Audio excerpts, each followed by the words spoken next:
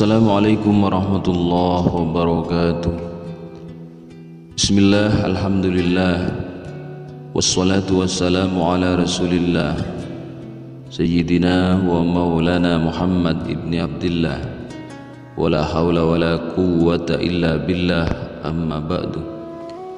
Para sahabat pintu karomah yang dirahmati Allah, Nabi Adam alaihissalam merupakan manusia pertama yang diciptakan Allah. Adam diciptakan untuk menjadi khalifah atau pemimpin di muka bumi. Ada banyak hikmah yang bisa dipetik dari kisah Nabi Adam alaihissalam. Suatu ketika Allah subhanahu wa ta'ala memberitakan kepada para malaikat bahwa ia akan menciptakan makhluk dari bangsa manusia. Makhluk ini diciptakan dari tanah di bumi, yang nantinya juga akan menjadi khalifah di bumi. Kisah ini terdapat dalam surat Al-Baqarah ayat 30. Ingatlah ketika Tuhanmu berfirman kepada malaikat, sesungguhnya aku hendak menjadikan seorang khalifah di muka bumi. Terjemahan surat Al-Baqarah ayat 30.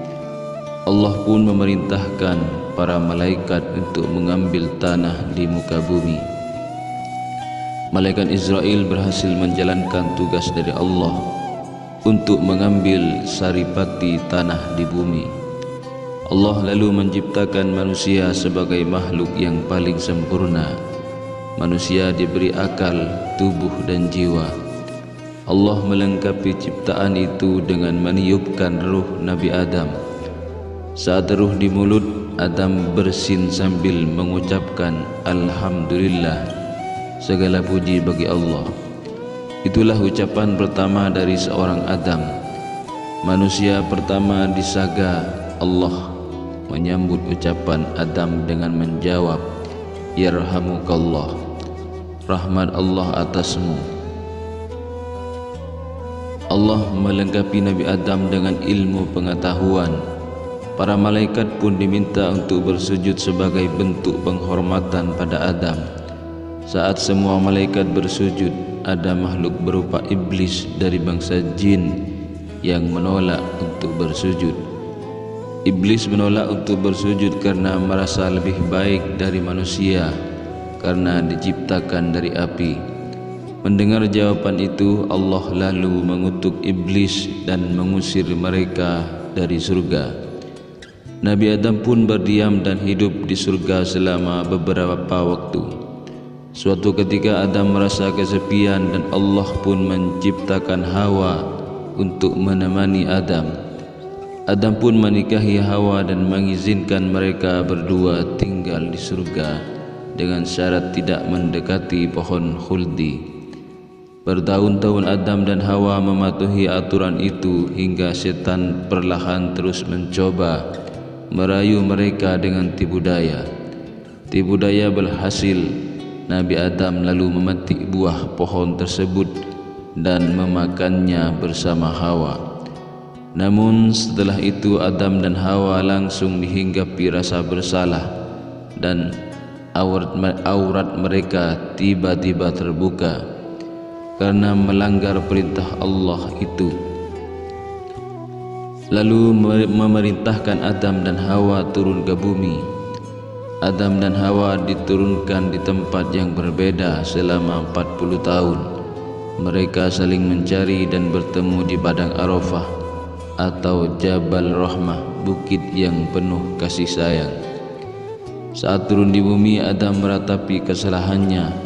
Adam dan Hawa memohon ampun kepada Allah dengan bertobat. Bumi yang berbeda dibandingkan surga membuat Adam dan Hawa banyak belajar dari berbagai tantangan dan kesulitan, mulai dari bercocok tanam, beternak, dan melindungi tubuh dari berbagai cuaca. Adam dan Hawa juga membangun keluarga di bumi dengan melahirkan hingga 40 anak. Banyak riwayat yang menyebutkan anak-anak Nabi Adam dan Hawa dilahirkan secara kembar. Sebagai khalifah di bumi, Adam juga diangkat sebagai nabi dan rasul yang bertugas berdakwah di bumi. Adam menyampaikan dakwah kepada istri dan anak-anaknya mengenai ajaran keimanan kepada Allah Subhanahu wa taala. Nabi Adam juga menghadapi persoalan antara anaknya Qabil yang membunuh Habil. Adam sangat murka terhadap Qabil. Allah lalu mengaruniai Nabi Adam dengan anak laki-laki yang tidak memiliki saudara kembar yang diberi nama Syed. Syed merupakan anak yang cerdas dan berakhlak baik. Keturunan Syed kelak melahirkan Idris. Nabi Adam lalu jatuh sakit saat berusia 960 tahun dan berwasiat kepada Syed untuk meneruskan dakwah. Malaikat lalu mencabut nyawa Adam, memandikannya, mengkafani, menyalatkan dan menguburkannya. Dari kisah Nabi Adam alaihissalam ini terdapat sejumlah hikmah yang bisa diambil. Sebagai manusia sudah selayaknya kita memahami bahwa iblis adalah musuh yang akan terus menggoda hingga membuat manusia sesat. Tugas manusia adalah melawan godaan setan dan beribadah kepada Allah Subhanahu wa taala. Allah juga selalu menerima tobat setiap hambanya yang bersungguh-sungguh. Para sahabat pintu karomah yang dirahmati Allah, mudah-mudahan video ini bermanfaat dan segala hajat-hajat kita segera dikabulkan oleh Allah Subhanahu wa taala. Wa akhiran, assalamualaikum warahmatullahi wabarakatuh.